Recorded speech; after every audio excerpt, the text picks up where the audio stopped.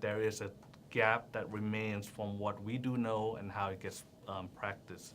A good statistics that we often use in the area of implementation and dissemination science is that it takes on average 17 years for 14% of what we learn from the original research to actually get practice. For example, PrEP, which is pre-exposure prophylaxis for treating HIV prevention. We know it works.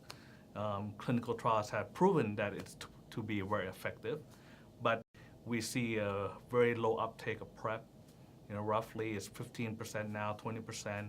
Many individuals are, what we call dropped out of care. So they would be engaged in many of the services, but ultimately because of structural barriers, but also personal barriers and stigma, oftentimes do not remain engaged in healthcare. And this is where implementation science would come in, is to design a way to improve care provision, measure for impact, and then remeasure it again.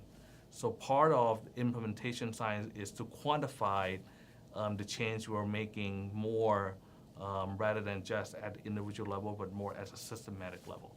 In public health, we always say that we deal with large population rather than saving a life. You can potentially save hundreds of lives at a time, and that's what we do as part of our program. So I love what I do.